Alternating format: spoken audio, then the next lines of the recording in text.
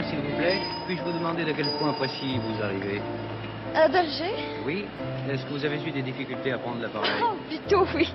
Est-ce que vous pensez rester définitivement en France? C'est impossible de retourner. C'est ça. C'est impossible.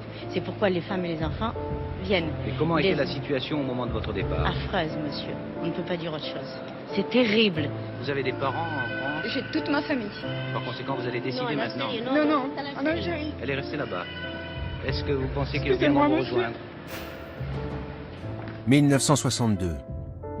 Au bout de 7 ans de guerre, l'Algérie accède à l'indépendance. En quelques mois, craignant pour leur vie ou pour leurs biens, près d'1 million de Français quittent le pays qui les a vus naître.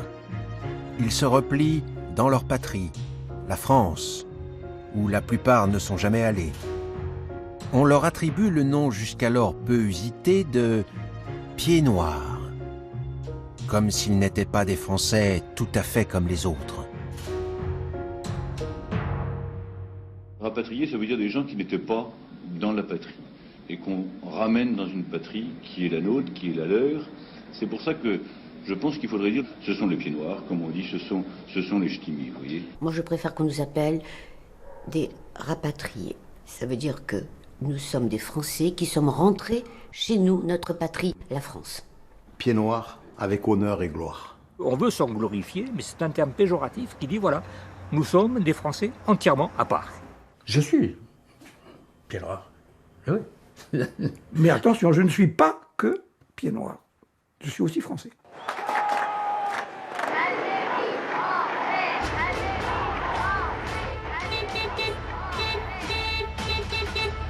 Les Pieds noirs formaient une mosaïque humaine aux origines géographiques et sociales très diverses.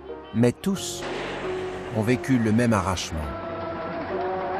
Ils vont nous raconter les conditions douloureuses dans lesquelles ils ont fui leur Algérie natale. Comment s'est passé leur accueil en France, leur intégration, ce qu'ils sont devenus.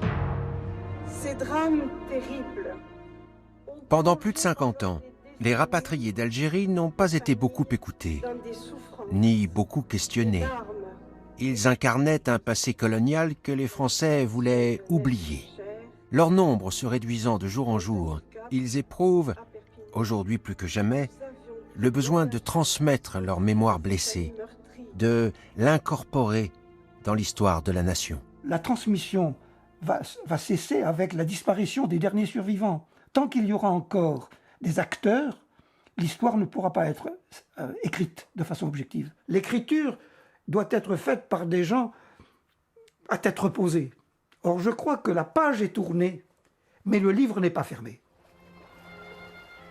Les Pieds noirs avaient pour patrie la France et pour pays l'Algérie.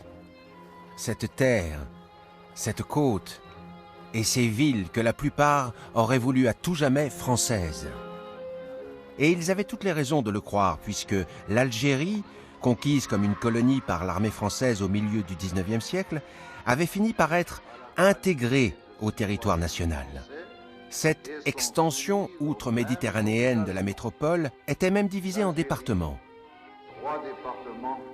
Le 91 pour la région d'Alger, le 92 pour l'Oranais et le 93 pour le Constantinois. Nés en Algérie française de parents français, eux-mêmes souvent installés sur cette terre depuis plusieurs générations, les Pieds noirs étaient donc tout aussi français que les Français de la métropole. Ils partageaient le même style de vie, les mêmes goûts, les mêmes modes. Le soleil en plus.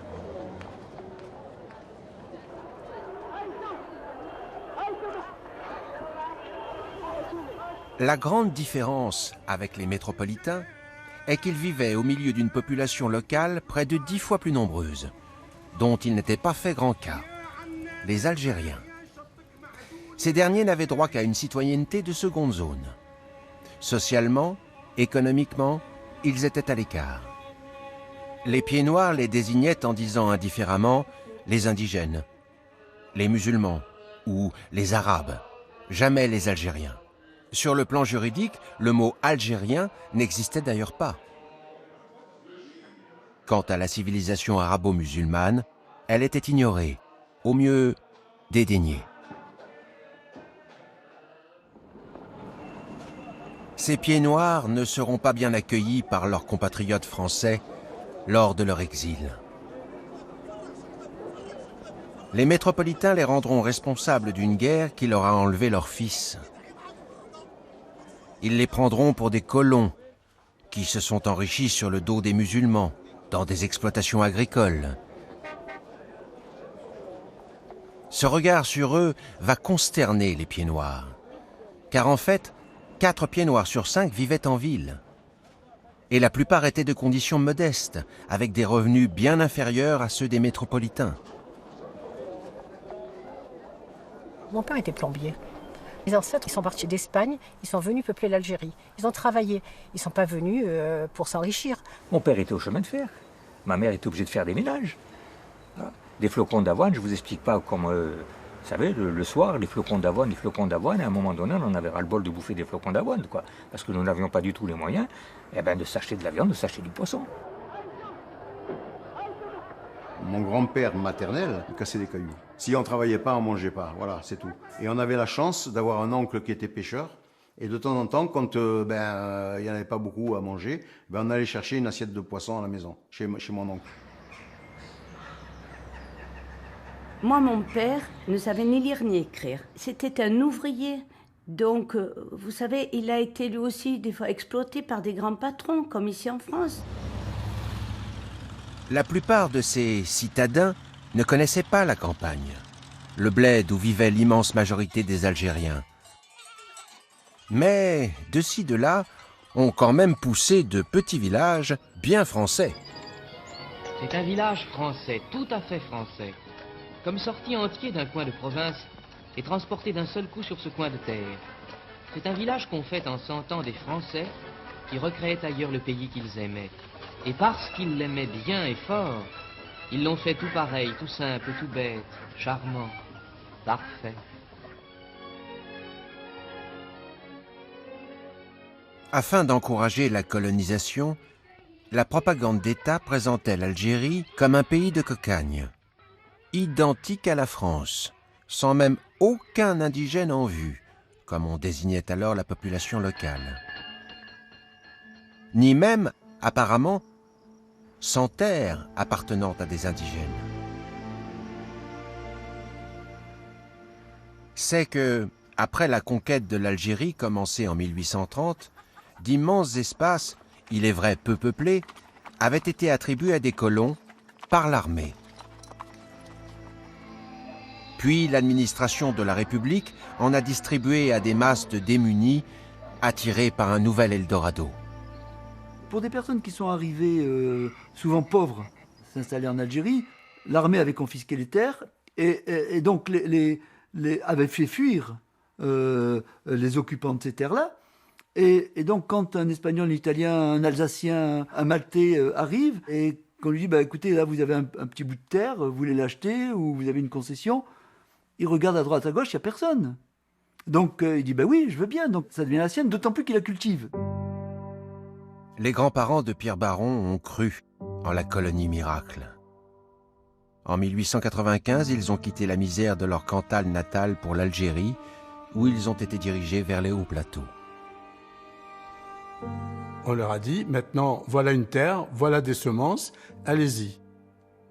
Et ensuite, il fallait qu'ils remboursent. Malheureusement, la récolte est très faible dans ces régions, et des fois rien, parce que beaucoup de grêle, beaucoup d'orages, les sauterelles, etc. C'est une région qui est très dure, et ils n'arrivaient plus à rembourser leurs dettes.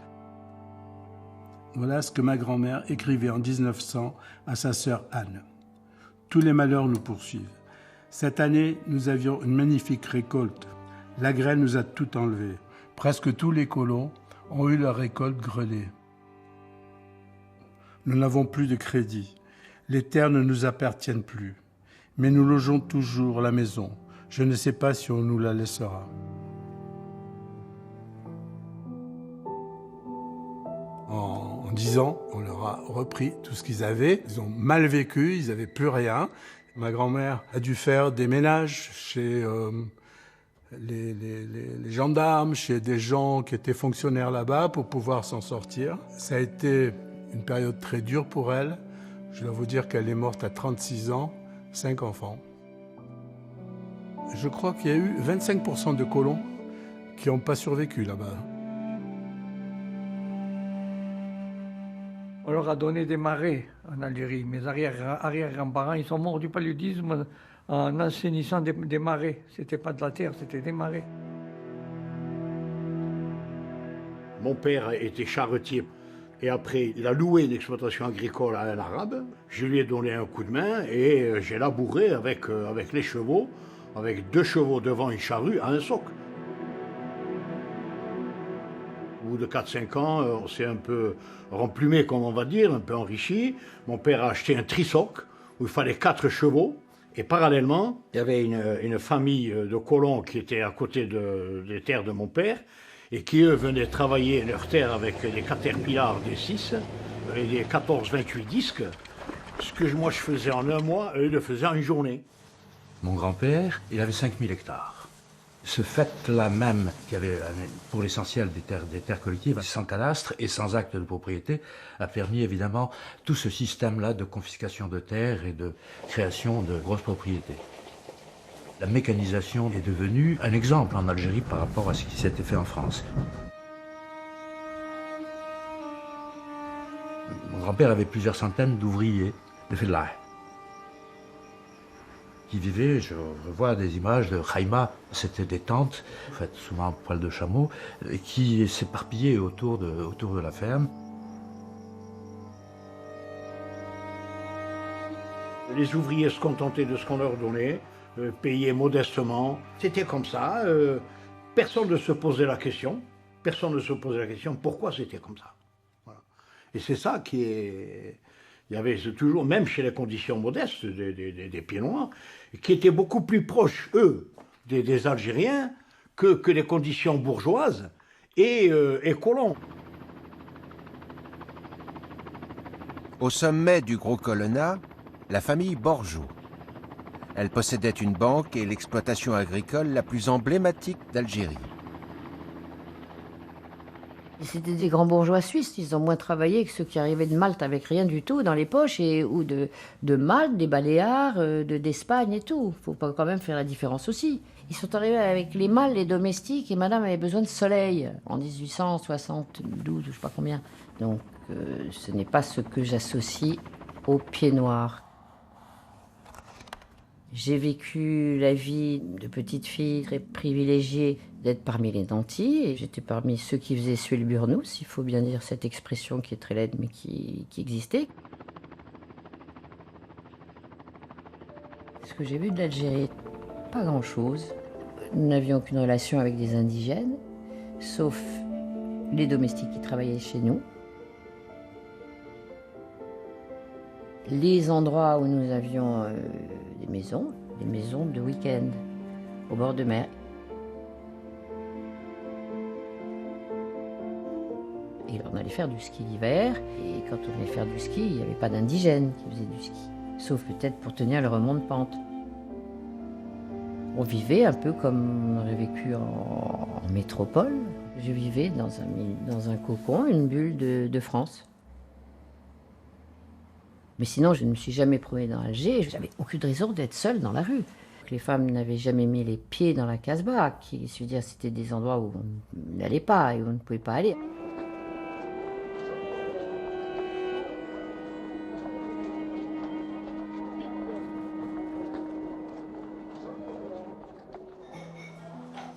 Sur 1 200 000 pieds noirs, 2 tiers ne sont pas des Français d'origine, mais des descendants de migrants venus d'Espagne, d'Italie ou de Malte.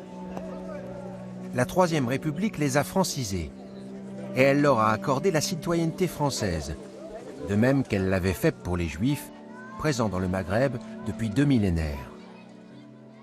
Tout le monde s'entendait très bien et on se respectait surtout. Toutes les ethnies se respectaient. Il n'y avait jamais d'accro. C'était rare quand on avait des problèmes.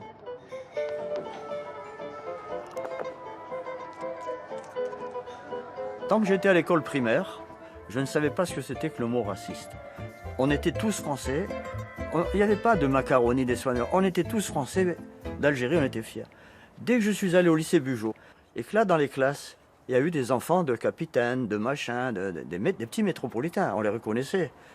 Ils ont commencé à me dire, mais toi, tu as un nom espagnol, toi, tu es espagnolette. Vous voyez? À l'autre, il dit, ah, mais toi, tu es un Corse. Le racisme, moi, il me semble, hein, j'ai connu le racisme à travers les métropolitains. C'est-à-dire, quand je les ai connus en Algérie, ils étaient racistes envers nous. Ils nous détestaient, ils étaient supérieurs à nous, supérieurs aux Arabes et aux Pieds Noirs. Non, les rapports n'étaient pas si riches que ça, en ce sens qu'il y avait plusieurs ethnies. Hein. Il y avait donc les Français contre les Espagnols contre les Italiens contre les Maltais, mais tous ensemble contre les Arabes. Sans distinction d'origine, de race, de langue et de religion, des droits attachés à la qualité de citoyens français. Tous les Pieds Noirs, nous avons été élevés avec les Arabes. On était tous du pays. Tous mes copains de jeunesse, ce sont des Arabes. Nous avons été copains, nous étions frères. Nos premiers amours, moi, mon premier amour que j'ai eu, c'est une Arabe. Elle était belle. J'ai connu le mot raciste lorsque je suis arrivée en France. Là-bas, ça n'existait pas. Ça n'existait pas. Le racisme, pour moi, ça n'existait pas. Je ne savais pas ce que c'était. On se côtoyait, on vivait ensemble, on mangeait ensemble. Lorsque j'ai fait ma communion, j'avais des Arabes et des Juifs avec moi à table. On s'entraidait. Moi, combien de voyages j'ai fait avec ma voiture pour aider des musulmans à se marier, à des enterrements et d'ici et de là. Ils venaient me demander la voiture, j'allais les aider, il n'y avait pas aucun problème.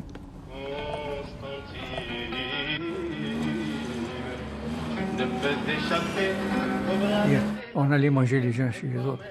Quand ils faisaient des repas et qu'ils nous invitaient, on avait de la glace, on avait du vin rosé à table. Je monte à toi plus fort, Constantine. Je monte à toi plus fort.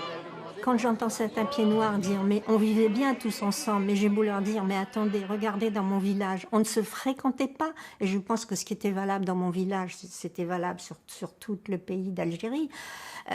Mais si quand même, j'ai dit « peux-tu me dire à quel moment toi tu as invité des Algériens chez toi et quand des Algériens t'ont invité chez toi? Est-ce que les gens se sont mariés entre Français? Le peu qu'on a connu, moi j'ai connu un militaire qui a épousé une Algérienne, mais ça a été un drame des deux côtés, des deux côtés.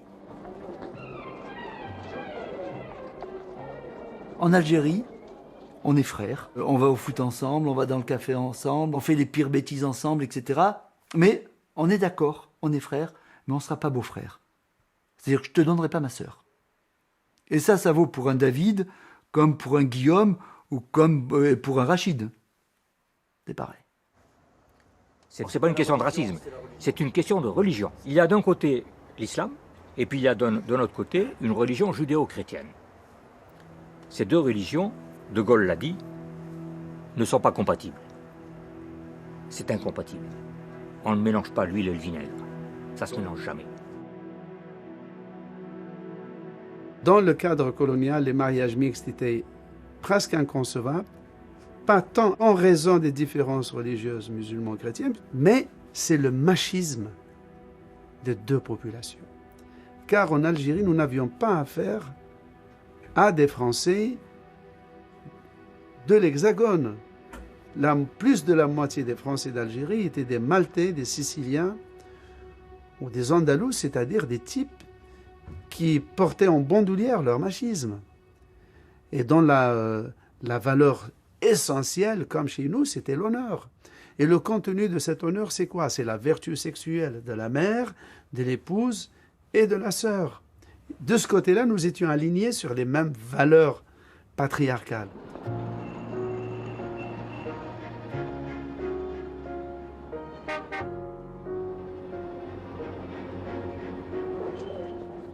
Dans certaines villes, il y avait tout de même, il faut l'avouer, même si vous n'êtes pas d'accord, mais il y avait une certaine forme de racisme à l'égard des musulmans. Il y a des personnes qui étaient respectueuses et puis d'autres les appelaient, comme on sait bien, les bougnoules, les bicots, les troncs de figuier, les je ne sais quoi. Je ne vivais qu'à la ville, je ne voyais pas d'Arabes.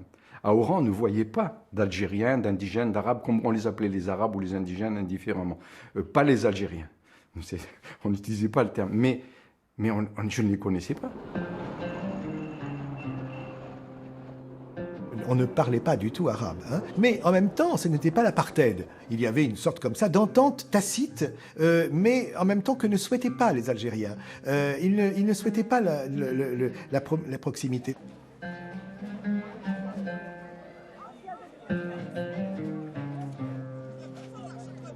Il y avait toujours, de la part des Français, une espèce de supériorité, on ne peut pas le nier. Donc il y avait une sorte d'extinction de tout ce qui pouvait être la culture algérienne, qui a évidemment contribué pour beaucoup à la révolte. Il est impossible, sous le lobby des Français d'Algérie, de réformer l'Algérie, de donner une égalité juridique, politique, civique aux Algériens. Le nombre grandissant des Algériens, 9 millions contre 1 million de Français, avait toujours inquiété les Pieds-Noirs. Cela les avait dressés contre l'idée d'une citoyenneté partagée. Il y a un refus systématique. Donc, tous les personnels politiques, mais aussi les électeurs, font front pour que l'Algérie française ne soit pas un département avec une égalité républicaine. Les lois de la citoyenneté nées de la Révolution française auraient dû faire de nous des Français d'emblée. Mais les mœurs et les mentalités ont empêché que les lois soient appliquées. Et la France, en Algérie, a péché par une seule chose, c'est de ne pas avoir appliqué ses propres principes. On était des sujets et non pas des citoyens. Les Algériens n'étaient pas, dans leur carte d'identité, nationalité française. C'était nationalité français musulman. Bravo la laïcité. Pourquoi ça? Pour dire ceux-là, ils sont à part. On les appelait les musulmans en fait, mais moi très tôt, je me suis demandé pourquoi on les appelait comme ça et pas algériens, puisqu'ils étaient habitants du pays. Ce qui était assez choquant, parce qu'on ne désigne pas quelqu'un par sa religion.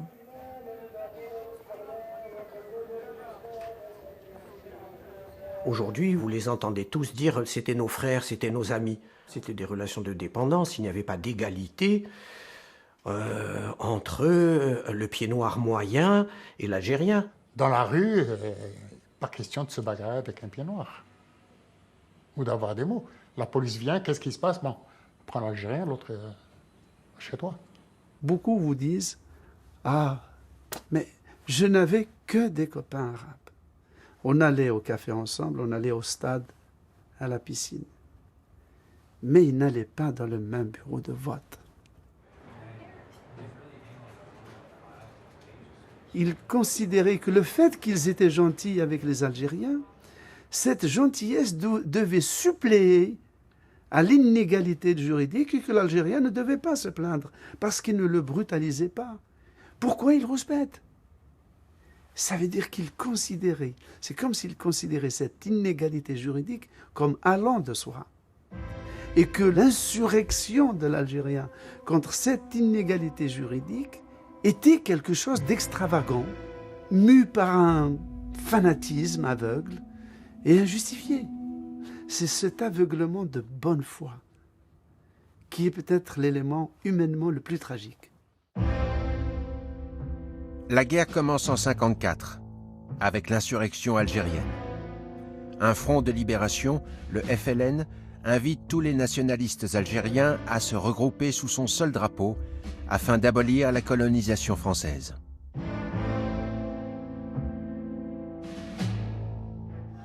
En 1956, le chef du gouvernement socialiste, Guy Mollet, ne croit pas que la France puisse garder l'Algérie. Mais à Alger, une foule démontée lui dicte sa conduite. Dès lors, lui et son ministre François Mitterrand jureront que l'Algérie restera française. Le contingent y est envoyé et pendant 6 ans, 1,5 million d'appelés débarquent en Algérie pour faire la guerre aux Félagas, ainsi qu'étaient désignés les maquisards algériens. Quand je suis arrivé en Algérie, il m'a pas fallu 8 jours pour comprendre que l'Algérie, c'était pas la France. Il n'y avait qu'à regarder la culture et le mode de vie et on avait tout compris. On était contraint et forcé de faire une guerre dont on savait que de toute façon elle allait s'arrêter et que chaque fois qu'un des nôtres tombait, c'était pour rien. On en perdait 10 par jour pour rien. Pour les Pieds Noirs, la guerre au FLN ne suffit pas. Ils veulent davantage. Un pouvoir politique sûr, résolu à ne pas les lâcher, à ne pas brader l'Algérie, comme on disait alors. En mai 58, avec l'armée, ils imposent le rappel au pouvoir du général de Gaulle. De Gaulle les laisse croire, lui aussi, que l'Algérie restera française. L'Indochine a été perdue. Après arrive 56, les indépendances du Maroc et Tunisie. Mais on leur dit, mais non, mais vous, c'est pas pareil. Maroc et Tunisie, ce sont des protectorats. Mais vous êtes des Français et vous êtes sur un territoire français avec des départements français. Donc vous avez la loi et la constitution française pour vous. Donc il est certain que vous ne pourrez pas partir. Voilà ce qu'on leur tient comme discours. Je vous ai compris. La France considère que dans toute l'Algérie, il n'y a qu'une seule catégorie d'habitants. Il n'y a que des Français à part entière. L'appel à De Gaulle s'est fait dans une vague de fraternisation entre Français et Algériens. La déferlante a fait croire un moment, même chez les sceptiques, en la possibilité d'une Algérie française égalitaire. Peut-être que, sur le coup, De Gaulle y a cru lui-même. Quelques jours plus tard, en tout cas, à Mostaganem, il prononce les mots tant attendus par les Pieds Noirs. Vive l'Algérie française! C'est ce qu'ils voulaient entendre, mais ça les a confortés dans le fait qu'ils allaient rester français, que l'Algérie allait rester française. Moi, j'ai acheté mon appartement le lendemain, c'est tout vous dire.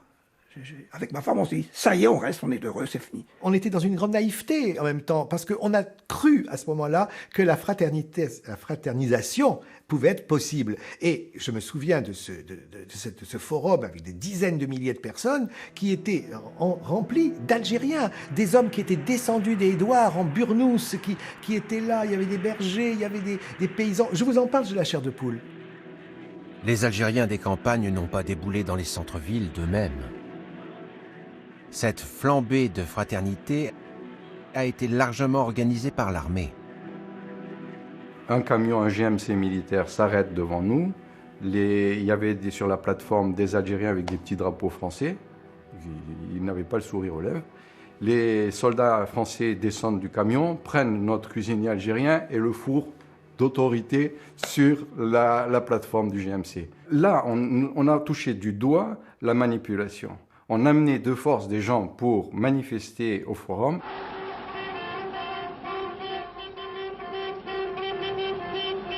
À partir de ce moment-là, je n'ai plus cru, et j'ai cru, disons, de moins en moins, à la possibilité d'une Algérie française. Par contre, je me suis mis à croire de plus en plus à la possibilité d'une Algérie algérienne dans laquelle on pourrait vivre en toute fraternité. Dès l'année suivante, De Gaulle ouvre la voie à l'indépendance de l'Algérie. Alors, les Algériens diront ce qu'ils veulent être, cela ne leur sera pas dicté. Les Pieds Noirs crient à la trahison, s'insurgent dans les rues, dressent des barricades. C'est la trahison de Gaulle, mais il avait qu'à nous dire tout de suite qu'il ne pouvait pas garder l'Algérie française. Ça aurait été honnête. Après, nous, Pieds Noirs, mes parents auraient pris la responsabilité. Ils restaient ou ne restaient pas. Mais là, non, on y a cru. On y a cru, tout le monde y a cru. De Gaulle est davantage applaudi par les Algériens que par ses généraux. Ces mêmes généraux tentent un putsch qui rate en quelques jours. C'est à partir de cet échec que se dresse l'organisation armée secrète. Ceux de l'OAS, c'est tous ceux qui ont fait revenir De Gaulle. C'est leur mécontentement que De Gaulle nous ait trompés qu'on a monté ce réseau, l'OAS. C'est avant tout des soldats factieux, français, de la belle armée française. Sans armée, il n'y aurait jamais eu, en tout cas, une OAS aussi puissante. C'est à partir du putsch que l'OAS s'est constituée de manière plus avec tous les lieutenants déserteurs, leur savoir-faire en matière de tuer, leur armement. L'OAS n'était pas une association de résistants ou de patriotes, c'était des terroristes qui voulaient renverser la République. mais aussi des pieds noirs pur sucre, pur et dur. Je suis un ultra. Je suis un ultra, ça veut dire que je veux vivre ici, dans mon pays français en Algérie, que je m'appelle moi Mohamed, que je m'appelle Jacob, que je m'appelle André, que je m'appelle n'importe comment. L'OAS naît du mariage du désespoir et de la haine. Le désespoir de voir la France abandonner ou perdre l'Algérie, la haine du général de Gaulle et surtout du FLN, qui est en passe de gagner politiquement la partie. Les ultras poussent dans la rue une jeunesse désespérée. Les heurts avec les forces de l'ordre sont quasiment quotidiens. Fréquentent aussi les ratonnades contre des Algériens. L'OAS signe des centaines d'assassinats, des milliers de plastiquages, dont certains jusqu'en métropole. Un ancien membre de l'OAS, qui a payé son activisme par de la prison avant de bénéficier de l'amnistie, nous révèle ce qu'il a commis. On brûlait par exemple des voitures déjà de gaullistes, on avait 15-16 ans. Et j'ai été recruté en février 1961 dans un commando Action. J'avais un 11-43, ça a été ma première arme. Et je faisais ce que l'on m'ordonnait. S'il fallait flinguer un juge parce qu'il avait jugé des gens, je faisais mon boulot. Donc effectivement, on a exécuté. Le terme tuer, c'est pas, on pourrait dire de l'assassinat, c'est pas de l'assassinat. On exécutait des opposants. Des opposants politiques. Politiques, si des vous libéraux. voulez. Si vous voulez. Remettons-nous dans le contexte. Nous sommes en guerre. Donc il y a deux fractions ennemies. L'OAS a demandé à tous ceux qui en général étaient instituteurs dans des écoles devant des petits Algériens de cesser les cours. Nous sommes restés à l'école. Donc à partir de là, l'OAS nous a menacés de mort.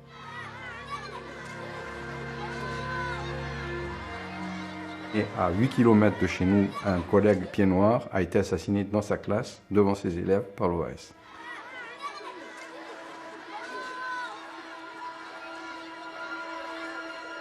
Mon père, français, a été assassiné par l'OAS au nom de l'Algérie française, ce que je ne comprends toujours pas aujourd'hui. Le 15 mars 1962, un commando surarmé de l'OAS, associant des civils et des militaires, sont entrés dans les locaux des centres sociaux éducatifs, ont fait l'appel d'un certain nombre de noms, les ont alignés contre un mur et les ont abattus, à la fois au fusil mitrailleur en leur tirant dans les jambes, comme les SS allemands le faisaient à l'égard des résistants français, et par des tirs d'armes automatiques tirés par des pieds noirs. On n'a eu que des monstruosités, mais aucune rationalité dans tout ça. L'OAS a assassiné une quinzaine de femmes de ménage arabes à Alger et à Oran, 18 au revolver ou au poignard. Il y a eu en proportion de la population totale algérienne, en proportion, un pourcentage de pieds noirs équivalent à celui des Algériens qui ont été tués par l'OAS. Ils ont tué tous ceux qui pouvaient représenter une espérance pour l'Algérie de demain. Qui ne voulait pas rester en Algérie, les pieds noirs? Qui n'était pas de cœur OAS en Algérie? Oui, c'est pas tout à fait mon point de vue. La population, globalement, elle était pour l'OAS, lorsqu'elle tapait dans des casseroles. Après, pour les actions, il y en avait très peu. Pour preuve en est, c'est qu'au niveau des membres actifs de l'OAS, on les compte par quelques centaines, alors que nous étions 1 million de Français d'Algérie.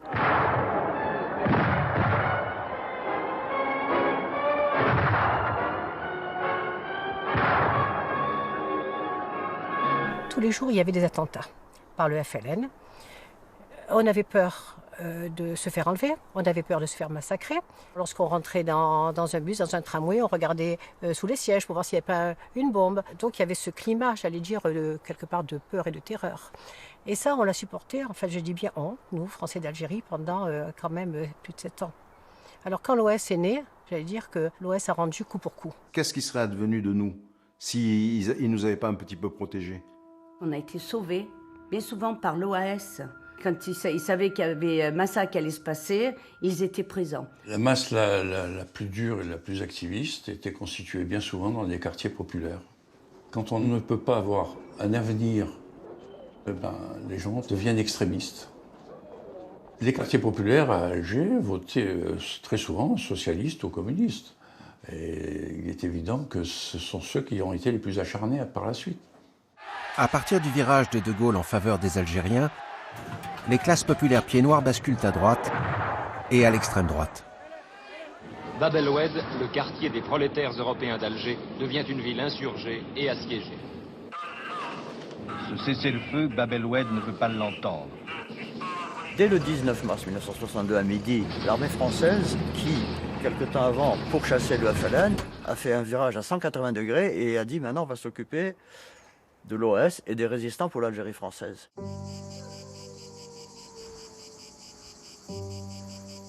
Depuis des mois, on est dans le bled à lutter justement pour protéger la population. Et puis un jour, on a appris qu'on était transféré à Oran. Parce que Oran était à feu et à sang, nous a-t-on dit, du fait de l'OS. Nous sommes cantonnés dans un vieux fort. Et un soir, vers 17-18 heures, nous avons pris des grenades à fusil tirées d'un toit voisin. Et on a eu 8 gars au tapis. L'ennemi, c'est ceux qui nous ont tiré dessus. Et ceux qui nous ont tiré dessus, c'est l'Européen. Quelques jours plus tard, il y a une manifestation de plusieurs centaines de civils européens. Et ça hurle, Algérie française et tout le reste. Et nous, on est placés en ligne, là. Et l'atmosphère est plutôt tendue. Et puis, à un moment, le capitaine, il reçoit l'ordre. S'il ne se disperse pas, vous tirez. Vous auriez tiré? Oui. Ah oui, à coup sûr. Si ces gens-là étaient venus vers nous, avec des gourdins, de ce que vous voulez, incontestablement, si on avait reçu l'ordre d'ouvrir le feu, on aurait ouvert le feu. Le 26 mars 62, le quartier populaire pieds noirs de Bab el-Oued est bouclé par l'armée. L'OAS lance un appel à manifester. La manifestation est interdite. Comme d'habitude, les Algérois passent outre. C'est leur cas. Elles sont 4 sœurs. Les 3 plus âgées vont à la manif. La protestation au cœur. Quand on arrivait sur les barrages, s'ils étaient légèrement fermés, ils nous disaient « Allez, poussez un peu et on vous laisse passer ». Donc, il y avait aucun danger. Et je regardais le cordon de militaire. Et puis, à un moment donné, j'ai vu que sa main a armé. Et puis, d'un seul coup, j'ai vu des flamèches sortir de l'arme.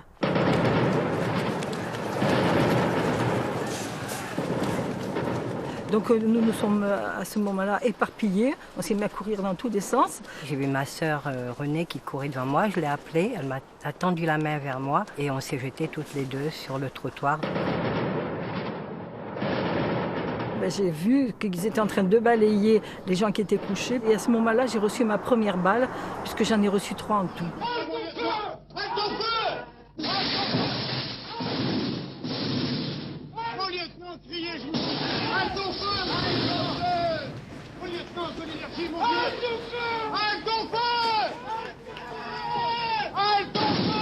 Ça a tiré pendant un moment, ça s'est calmé, ça a repris.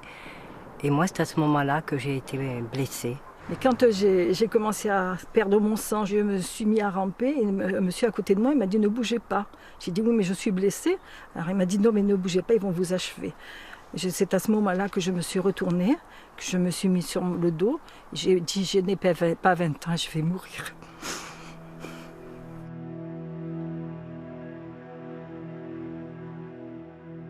J'ai levé la tête et j'ai vu qu'il ne faisait plus rien. Et je lui ai dit à ma sœur, ça y est, c'est fini. Elle ne répondait pas. J'ai dit, si tu es blessée, je vais t'aider. Elle ne me répondait toujours pas. Alors je l'ai attrapée sous les aisselles. Je l'ai tirée vers moi. La tête est tombée. Et ma sœur avait les yeux noisettes.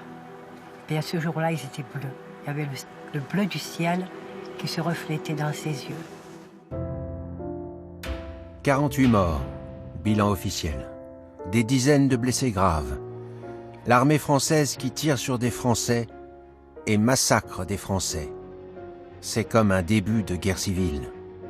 Accidentel ou prémédité? Il fallait que ça arrive pour nous faire comprendre que nous n'étions plus désirés en Algérie, qu'il fallait vraiment soit qu'on plie bagage, soit qu'on rentre, qu'on se taise, qu'on ne croit plus en l'Algérie française, que c'était vraiment fini, qu'il ne fallait pas compter sur l'armée pour nous défendre. Et je crois vraiment que c'était le message qu'on a voulu nous envoyer. Moi, je sais que j'avais dit à mon père, mais on part pas, papa. On est chez nous ici. Hein. Et il m'a dit cette phrase, ma fille, quand on tire sur nos femmes et nos enfants, alors nous les hommes, on baisse les bras. Il m'a dit, on va partir. Comment pensez-vous que le fossé puisse être comblé entre vous, musulmans, et les Français d'Algérie? Le seul moyen qu'ils prennent leurs valises.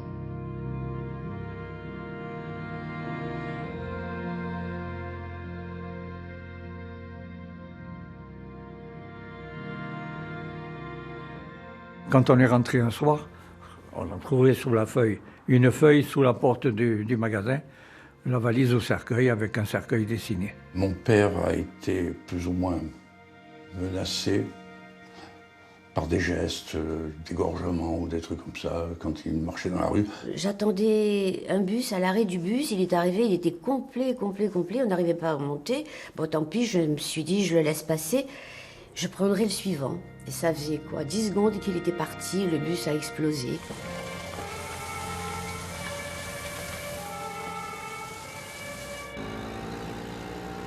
Il y avait un vieux félaga de la LN, très méchant, très agressif, et que deux petits jeunes. Il m'a demandé les papiers, il les a lus à l'envers. Et il m'a dit, toi tu es de l'OS, on va te faire ta fête. Ils me sont tous tombés dessus, ils m'ont fait tomber du scooter. Je me suis sauvé, je ne sais pas comment. Je suis arrivé en sang chez moi. Mon père m'a dit, bon c'est fini, on arrête. On est parti le 9 août.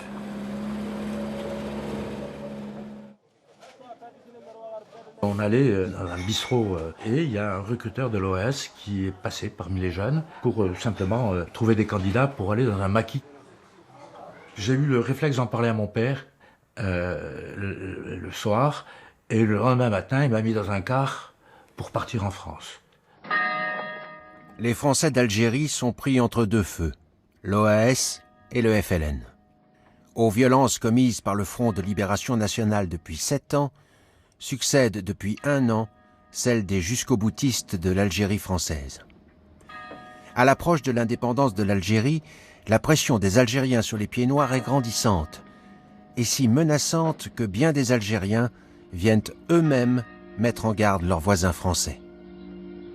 Pas mal de Français d'Algérie ont été sauvés grâce aux Arabes. Des amis algériens sont venus nous voir et ils nous ont dit demain matin à 2h, on vient vous chercher et on vous amène à Alger parce que c'est plus possible. Il y a des meutes qui vont descendre et qui tuent tous les Français qui restent là. Le 5 juillet 62, à Oran, ceux qui ont voulu rester vont vivre la page la plus terrible de l'histoire des Pieds Noirs. Ce jour même de la proclamation de l'indépendance, un ouragan de vengeance déferle sur la population européenne. 3000 Pieds Noirs oranais sont tués, blessés, enlevés, quelques centaines disparaissant pour toujours. On a formé un cortège pour saluer l'indépendance avec des drapeaux algériens et tout. Moi, j'étais scout. Puis, tout à coup, il y a eu des coups de feu. C'était dans un immeuble au 4e étage. Un Algérien, il était venu là pour mettre des drapeaux dans les maisons qui étaient vides.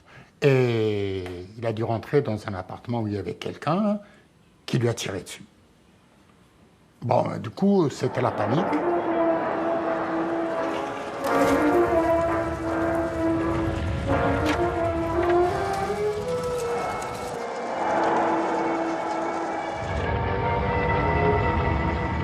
On a commencé à voir des fourgons, des gens excités là-dessus, et puis qui tapaient sur une bâche. Voilà ce que j'ai vu. Et en dessous de la bâche, il y avait... Je ne sais pas. Il y avait, effectivement. Des pieds noirs. Ben oui, voilà. Pendant toute la journée, on n'a pas arrêté de tuer les gens, d'aller les chercher chez eux, dans leur lieu de travail. Les gens ont été massacrés, égorgés, fusillés.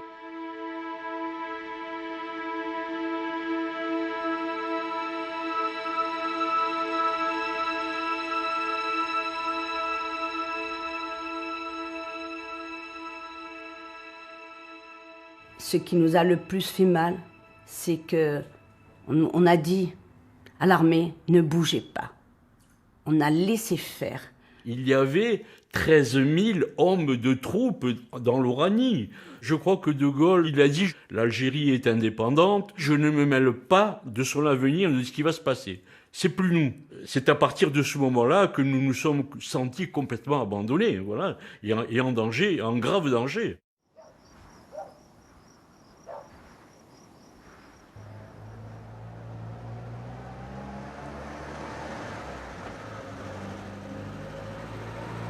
Arrive midi, on s'installe autour de la table et on entend tambouriner à la porte. Oh purée.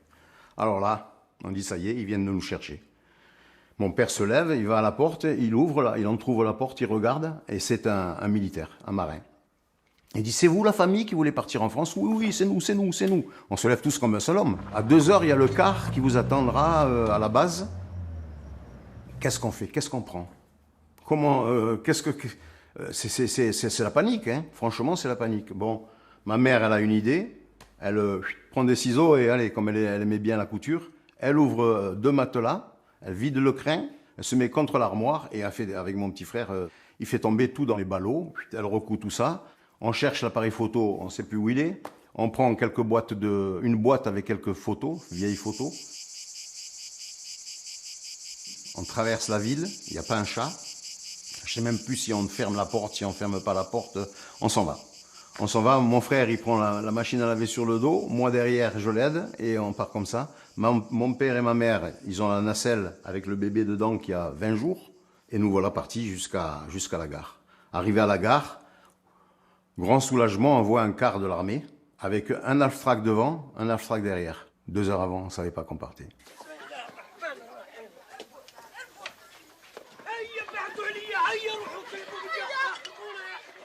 Ma mère avait préparé 2-3 valises. Le gars lui a dit non, non, on n'a pas la place. Si on voit les valises, ça va être dangereux. Donc, vous partez avec rien. Et donc, ma grand-mère pleurait, ne voulait pas partir. Le voisin Bellarbi disait à ma mère, mais laisse, je vais m'occuper de ta mère. Tu reviens dans 1 an, tu la retrouves impeccable. Elle veut pas partir, ne la laisse pas partir. Mais bon, il était hors de question que nous partions sans ma grand-mère. Donc, on a dû la mettre de force dans le camion. Donc, c'est comme ça que nous sommes partis, cachés sous des sacs de pommes de terre, que nous sommes arrivés à Alger.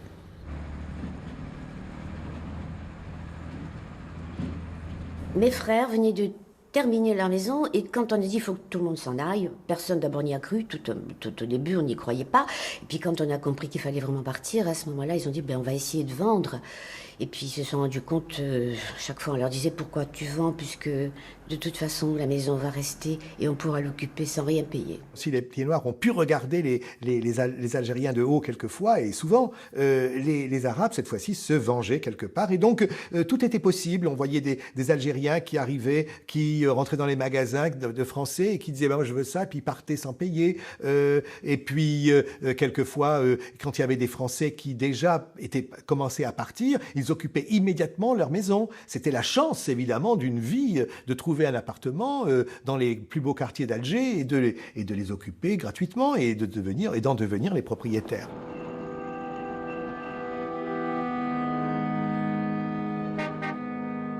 On voyait les gens qui essayaient de vendre tout ce qu'ils pouvaient. Donc sur les trottoirs, il y avait des tables avec depuis les fourchettes, les matelas, les couvertures, etc. Donc on cherche des valises. Et ce sont les Arabes qui nous vendent des valises à prix d'or. Ils nous vendent des valises en carton.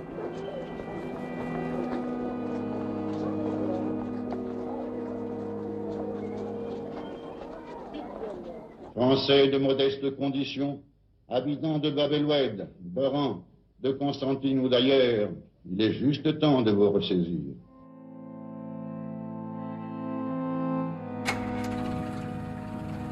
Mes chers compatriotes, par votre travail, votre esprit d'entreprise, maintenez ici la France avec toutes ses vertus traditionnelles, son humanisme, son libéralisme, sa tolérance.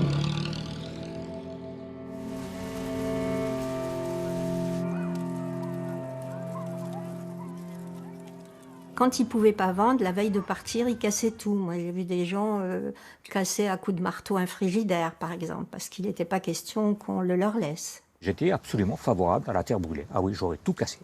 Ouais, ouais. D'ailleurs, j'avais un véhicule que j'ai brûlé.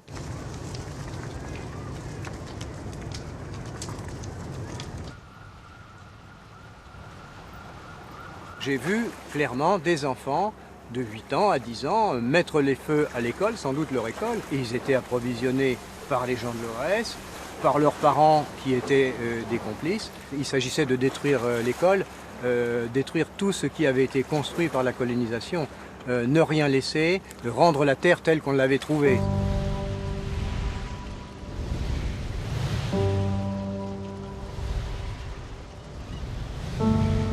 Les anciens du village m'ont dit, toi aussi tu t'en vas. Il dit, alors qu'est-ce qu'on va devenir? J'ai dit, mais vous voulez l'indépendance? Il dit, mais ça y est, l'indépendance. Ils croyaient que c'était un jour et puis que c'était fini. Non, c'est pas ça l'indépendance. Vous allez avoir l'indépendance, maintenant vous allez être maître dans votre pays. Et nous, on ne peut pas rester parce qu'on n'est pas sûr de pouvoir survivre. Et notre voisine était algérienne. À l'aube, elle a entendu du bruit, elle a vu que nous partions avec une valise. Alors cette fois-ci, vous partez? Et ma mère lui dit, bien oui, bien bonne chance. Elle lui dit, maintenant le pays est à vous. Et elle a dit cette chose extraordinaire, oh, vous partez, mais on sait qui vous êtes, mais on ne sait pas qui sont ceux qui vont nous gouverner.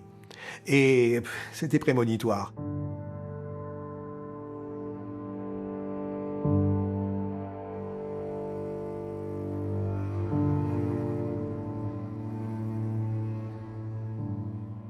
On a attendu 3 jours. Il y avait des milliers de gens. Nous étions sous une petite couverture, sous un petit arbuste avec notre petite fille de quelques mois. On a passé 3 jours comme ça.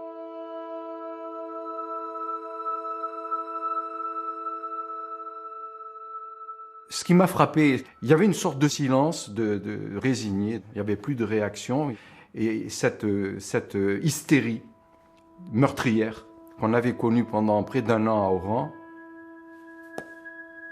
c'était retombé. Bien que l'OAS menace de mort ceux qui quitteraient l'Algérie, tous les jours, des hommes, des femmes et des enfants quittent le pays où ils sont nés, comme on se jette à l'eau au moment d'un naufrage.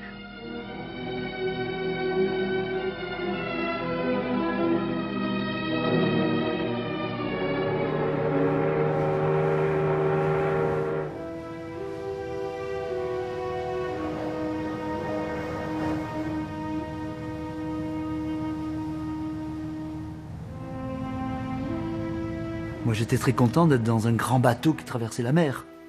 Tout le monde pleurait. Et puis moi, j'ai dit, mais pourquoi ils pleurent? C'est tellement magnifique d'être un grand bateau énorme, on traverse la mer, c'est fabuleux, on va ailleurs, voilà. Sur le bateau, je me suis dit, je veux être un pionnier. Comme les ancêtres Vircondelais qui sont partis en 1848, sont partis en Algérie, ils n'avaient rien. Eh bien, moi maintenant, je n'ai rien, mais à partir de ce rien, je vais essayer de faire un tout. Ils sont arrivés soulagés peut-être, mais surtout désorientés. Gens de conditions modestes, vieillards qui avaient vécu en Algérie toute leur vie, ils ont tout laissé de l'autre côté de la mer.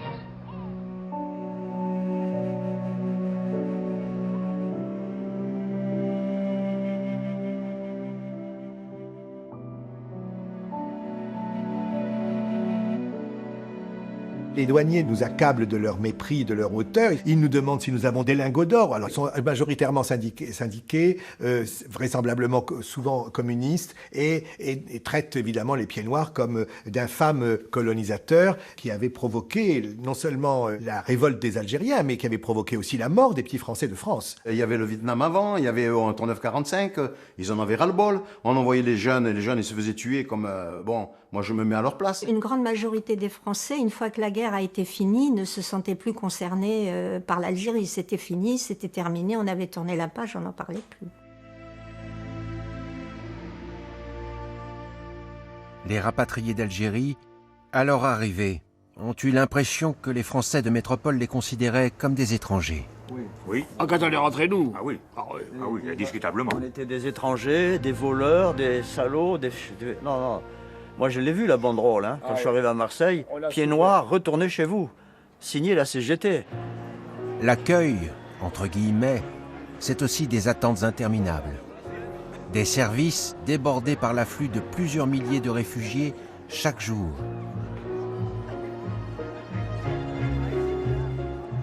C'est, à Marseille par exemple, les containers que les grutiers trempent exprès dans l'eau du port.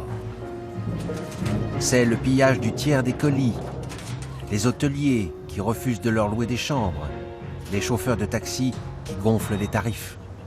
Avant de quitter Alger dans la précipitation, les gens allaient à la poste pour retirer leurs petits avoirs qu'ils avaient sur canet de caisse d'épargne. Donc ils exigeaient des billets. Et quand ils sont arrivés en France 48 heures après, quand ils sont rentrés pour demander un logement, pour acheter une baguette de pain, ben le brave monsieur, il sortait la liasse comme ça, il pouvait pas faire autrement, il avait toute son... Et les gens disaient, tu as vu? Ils sont pleins aux as.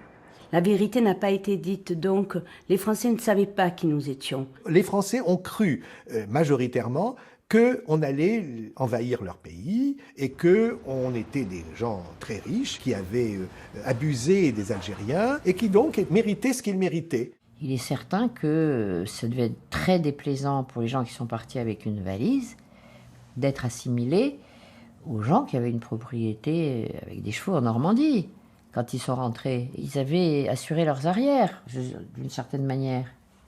On arrivait avec cette étiquette collée sur le dos, non seulement d'afro-colonialistes, ce qui était vrai pour un certain nombre, mais pas pour la majorité des Pieds-Noirs, et d'autre part l'OAS. C'est dur à trimballer tout ça comme étiquette. C'est dur.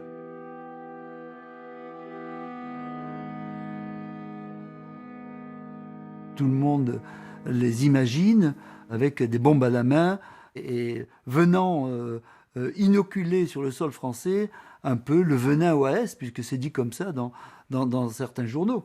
Il y avait vraiment un sacré lavage de cerveau, ça je le crois vraiment. On nous a présenté d'une telle façon que, bon, très honnêtement, on ne pouvait pas nous aimer non plus. Hein. Il a dit ah non, pas de pieds noirs dans ma voiture, il est hors de question que vous veniez ici faire ce que vous avez fait aux Arabes en Algérie. Et de ce jour-là, je n'ai plus voulu dire que j'étais pieds noirs. On fait la cour à 3 ou 4 filles qui passent, ça a l'air de marcher très bien, donc on les raccompagne. Et puis, je ne sais pas pourquoi, je me dis, mais moi on est pieds noirs. Et alors là, les filles, immédiatement, nous ont tourné le dos et sont parties. Pour s'intégrer, il fallait lutter contre l'indifférence ou l'hostilité. Donc il valait mieux se taire. Sous quelle forme est-ce qu'on pourrait les aider? Eh bien, mon Dieu, on peut les aider. On aide bien les étrangers, on aide bien les rapatriés, on aide bien d'autres personnes qui sont de pays plus lointains et qui ne sont pas de notre race. Ce sont des gens qui sont extrêmement travailleurs et entreprenants. Moi, je crois qu'il n'y a pas de raison que ça ne colle pas, quoi. Ils ont eu la belle vie puisque personne ne voulait plus revenir ici. Alors maintenant, ils viennent tous ici, ils prennent les places de ceux qui sont là. 1, 2, 3, 4, 5, 6, 7, 8, 9, 10, 11. Est-ce qu'il manque quelqu'un de la famille? Oui. Qu'est-ce qui manque? Mon frère et ma soeur. Votre frère et votre soeur, ce qui fait 13 personnes. Et vous vivez à 13 dans cette pièce? Dans cette pièce. Depuis combien de temps? 8 mois. Depuis 8 mois? Des Français les ont secourus, mais ils n'ont pas été les plus nombreux. Des box de garage, voire des poulaillers, leur ont même parfois été loués. Ma soeur et mon mari, ils ont été égorgés à ce moment. Et vous vous sentez suffisamment de courage pour, à votre âge, recommencer, repartir à zéro? Il faut vivre. Quand j'ai rembarqué, je ne pouvais plus saquer ni les Pieds Noirs ni les Arabes. C'est clair. Bon, pour moi, c'était que des ennemis, il était grand temps que je parte. Et j'arrive en France, et il se trouve que le curé que j'avais bien connu avant de partir, le curé du Bled, il me regarde, il dit « Ah, ça y est, t'es revenu, toi ?»« Eh ben, tu tombes bien, j'ai besoin d'un coup de main. » Et il me dit « C'est des rapatriés d'Algérie, et ils ont plus rien. Alors on leur a amené des matelas et tout, un tel a amené ça, tu vas me donner un coup de main qu'on les installe. » Et moi, j'ai été catastrophé de voir l'état de désespoir de ces pauvres gens, de ce pauvre couple, et de ces enfants. Et là, pour moi, il n'y avait plus autre chose. Il y avait que devant moi un couple de malheureux qui étaient désespérés et qu'il fallait absolument aider, quoi. Voilà. Ben, ce jour-là, ma haine pour les Pieds Noirs a disparu. Ça fait déjà plus de 10 heures qu'on est debout, là, en train d'attendre. Alors, attendez que vous l'ayez. J'ai encore mes filles là-bas. Vous l'avez dit ce matin. Mais c'est pour vous demander un renseignement. Vous voulez un déménagement qui n'est pas fait encore. Mais je non, vous l'ai dit. Oh, non. Je vous assure, je me suis adressée. Beaucoup de Pieds Noirs disent que l'État français n'a fait très peu pour eux, sinon rien, les a abandonnés. Ce sont des phrases que l'on entend de façon récurrente. Les Français d'Algérie ont bénéficié d'une politique d'intégration efficace et immédiate, ce qui n'existe pas dans les grands pays d'immigration à l'époque, ni en Israël, ni aux États-Unis, ni au Canada. Alors on commence par les premiers, puis les derniers. Il n'y a pas un endroit où les rapatriés d'Algérie débarquent qui n'ont pas eu un dossier administratif ouvert à leur nom et qui va conditionner immédiatement des versements d'aide, des bons de logement, des bons pour des bons de train, des bons de voyage, des bons pour essayer d'aller dans l'urgence, rejoindre sa famille, etc. Attendez, ou alors vous allez recevoir une convocation. C'est ça. Nous avons donné Nous patientons, mais il ne faut pas exagérer quand même. Si on les laisse grouper dans un endroit, il est bien évident qu'ils vont constamment ressasser cette idée de terre perdue, etc. Il faut les mélanger, il faut absolument qu'ils s'assimilent. Mais eux ont tendance à se grouper. Mais c'est normal qu'ils aient tendance à se grouper. Des gens dans le malheur se groupent toujours, monsieur.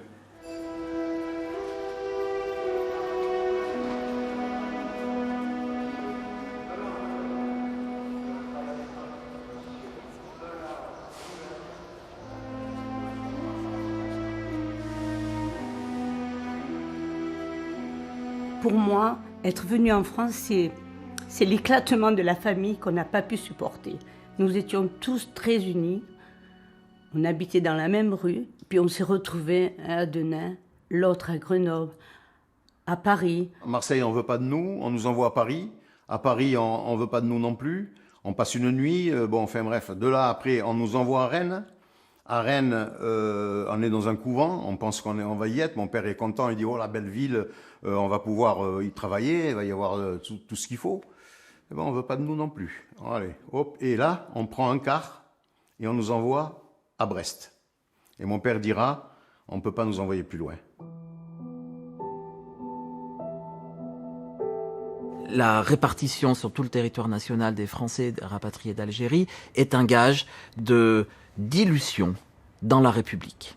Et puis, il y a aussi dans cette volonté de répartir la population une très claire volonté d'organiser les retours à l'emploi rapidement. Messieurs, dames, s'il vous plaît, mettez-moi... Dans toutes les préfectures de France, il y a un service dédié aux Français rapatriés, et ces derniers vont effectivement contacter les employeurs pour organiser des retours à l'emploi rapides. En leur demandant la priorité. En leur demandant la priorité. Bon, nous sommes dans la France des Trente Glorieuses, de l'emploi, il y en a. Donc la question, c'est ne pas d'être au chômage ou pas. La question, c'est de retrouver un emploi similaire à celui qui a été abandonné. J'ai accepté une place autre que celle de comptable. Qu'est-ce que vous avez accepté? J'ai accepté une place de concierge. J'étais commerçant et depuis qu'on m'a assassiné un fils de 18 ans et un neveu de 14 ans. Maintenant, vous allez chercher du travail? J'ai n'importe quoi. Chauffeur, manutentionnaire, employé n'importe où. Au moins n'importe quoi. Vous cherchez dans le Midi? Le Midi ou n'importe où? J'ai eu des belles promesses, des belles paroles et puis... il n'y a pas eu d'acte. La plupart du temps, ils nous donnent des emplois comme manœuvre. Chez nous, on n'a pas l'habitude de travailler manœuvre. Pourquoi? Parce qu'on était un peu plus surélevés que les musulmans. Ouais. Qu'est-ce que vous faites maintenant ici à Reims? Chômeur. Et beaucoup de rapatriés ont décidé d'apprendre un autre métier. Et c'est dans des centres de formation professionnelle accélérés comme celui-ci qu'ils acceptent, même à 40 ou 45 ans, de redevenir des écoliers noyés au milieu d'adolescents de la métropole qui n'ont pas 20 ans. J'avais un atelier de ferblanterie comme artisan. Donc vous étiez propriétaire? Oui, j'étais propriétaire. Quelle profession exerciez-vous lorsque vous étiez en Algérie? Je faisais le patron boulanger. Comme je voyais que je ne pouvais pas me recaser dans mon métier, alors j'ai décidé d'apprendre un métier, puisque j'avais changé de pays, il fallait que je change de métier, quoi. Fonctionnaire, j'étais rapatrié, j'ai eu un poste, je n'ai pas été obligé comme mon père, mon frère, de chercher un travail. Mon père a trouvé du travail 2 jours après, être arrivé en Bretagne. C'est chose incroyable, à l'époque, il y avait du travail. C'est un fait que l'économie française est actuellement en expansion. Partout de nouveaux emplois se créent. L'intégration des rapatriés se présente donc comme une chance supplémentaire de l'économie. Cette économie a besoin de cette main-d'œuvre énergique. Les rapatriés n'en sont que les premiers acteurs et le pays leur fait confiance. Le pays fait aussi confiance à des ouvriers algériens pour reloger 1 million de rapatriés dans des HLM et des villes nouvelles. Et pour loger aussi les 500 000 travailleurs algériens qui arriveront en France les années suivantes.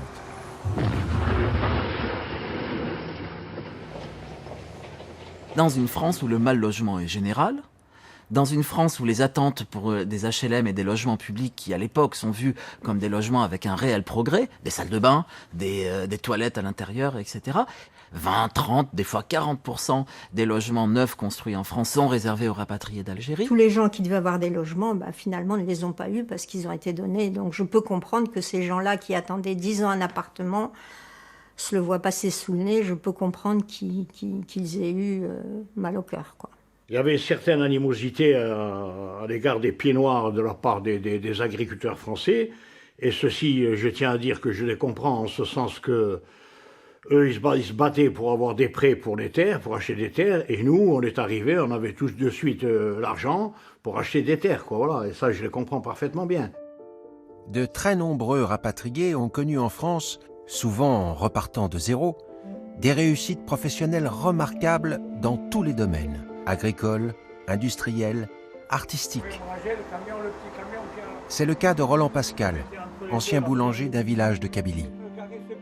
Avec les économies de notre famille, nous avons pu quand même acheter un premier véhicule en 63, qui nous a aidé à démarrer. Alors je suis passé en 3 ans d'un bus à 7 bus. 20 ans après, j'avais 45 bus sur le parc. Et aujourd'hui, il y en a 60. Nous sommes la 3e ou 4e entreprise de transport de toute l'Aquitaine. Mais en France, on est bien, on a réussi à avoir un appartement, on a réussi à s'installer comme il faut, en travaillant bien sûr, on ne nous a pas fait de cadeaux.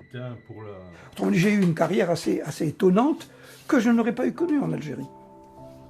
En Algérie, il n'y avait pas de sécurité sociale, il n'y avait pas d'allocation familiale, il n'y avait rien du tout. Bon, on arrive ici, on a tout ça, évidemment, écoutez, on dit, c'est mieux ici, bien entendu. Le fait d'avoir des cinémas, des théâtres, le fait d'avoir un accès à la culture, ça a été pour nous absolument quelque chose de magique, ce que nous n'avions pas dans mon village. On écrit beaucoup sur la nostalgie, en fait. On écrit parce qu'il nous manque quelque chose. Je ne peux pas passer une journée sans penser à l'Algérie. Tous les ans, je retourne, voilà. Mais j'ai toujours quelque chose, un manque. Il y a quelque chose qui manque dans moi. Dès leur exil, des rapatriés avaient juré de ne jamais retourner dans le paradis perdu de leur enfance. Et ils ont tenu parole. Beaucoup d'autres, souvent l'heure de la retraite venue, y sont retournés, une fois ou plusieurs fois, individuellement ou en groupe. Ça a été un pèlerinage. Nous n'avons pas arrêté de penser à nos aïeux laissés là-bas.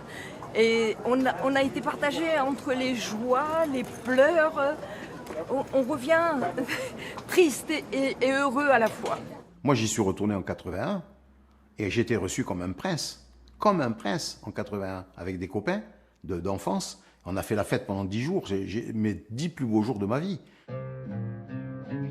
J'y suis resté 15 jours avec une réception assez fantastique de tous les gens du village. Au bout de 3 jours, mon fils m'a dit « Papa, est-ce qu'il y a eu la guerre ici ?» Voilà, parce qu'il dit « On est reçu comme dans la famille ». Je ne veux pas de nostalgie de l'Algérie. Je sais qu'en parler me perturbe. Donc j'évite d'en parler. Et malgré tout, la nuit, l'Algérie me revient. Je me sens française à part. Parce que dans mon cœur, dans ma vie, dans ma tête, il y a toujours mon Algérie.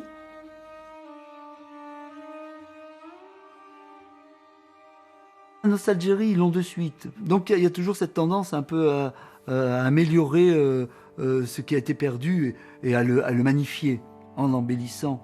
C'est-à-dire que la petite maison qui était peut-être un 2 pièces cuisine va devenir une villa. Bien des pieds noirs soupirent encore. Tout était plus beau là-bas. Qu'est-ce qui était vraiment plus beau? La lumière, les odeurs et une vie simple.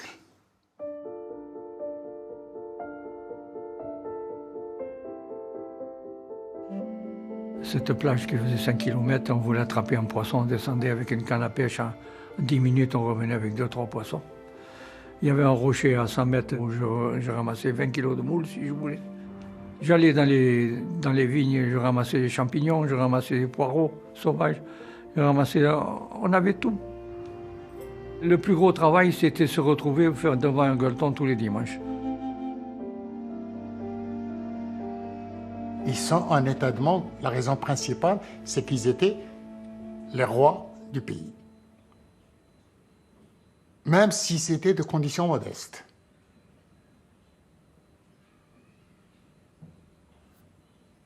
Voilà. Les nostalgériques, pour le coup,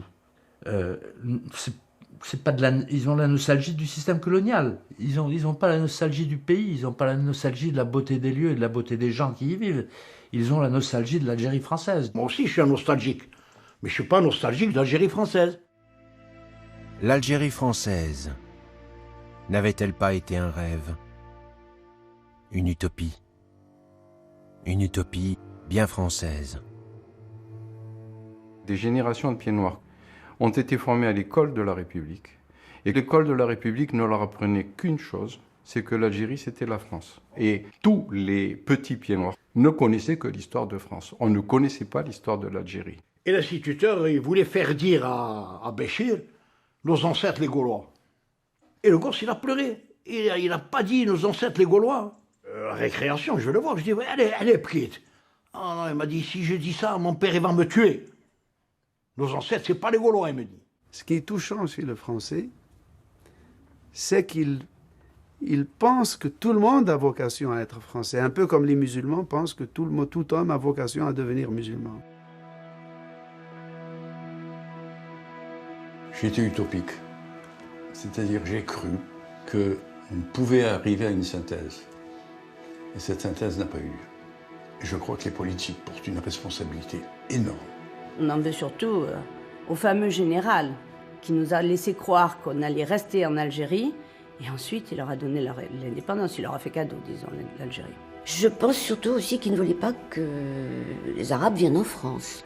Moi, après, avec le recul, je comprends pourquoi il avait changé d'avis. Parce que quand il a commencé à dire 55 millions de Français de Tamanrasset à Dunkerque, vous vous rendez compte? Nous serions maintenant en minorité. Alors j'ai compris pourquoi il a changé d'avis. Parce que c'était impossible. L'Algérie comptait 9 millions d'Algériens pour 1 million de pieds noirs. Cette écrasante majorité n'empêchait pas la plupart des pieds noirs d'être partisans d'une Algérie pleinement française. L'Algérie compte aujourd'hui 41 millions d'Algériens. Les pieds noirs pensent-ils encore qu'une Algérie française aurait pu perdurer? Non. Aujourd'hui, compte tenu, effectivement, de l'élément démographique, il y aurait eu un souci. C'est indiscutable. Les gens qui nient cela ne sont pas... Bon, c'est indiscutable. Moi, j'étais prêt à... Mais peut-être que d'autres que moi étaient prêts à vivre en communauté en leur donnant plus que ce qu'ils n'avaient, ça, c'est sans aucun doute. Il fallait faire quelque chose. On ne l'a pas fait. On aurait pu peut-être vivre en bonne intelligence comme on le faisait si le fossé ne s'était pas creusé comme il s'est creusé. Par la guerre, par tous ces morts, aussi bien d'un côté que de l'autre, parce qu'il y avait beaucoup plus de musulmans que de Français de tuer. On ne le dit pas assez. C'était notre pays à tous, et on était en principe, on aurait pu former une communauté, une seule communauté, mue par l'amour du même pays et par le même destin. Peut-être on a raté une sorte de Brésil en Afrique du Nord, qui aurait été un Brésil arabo-berbéro-latin.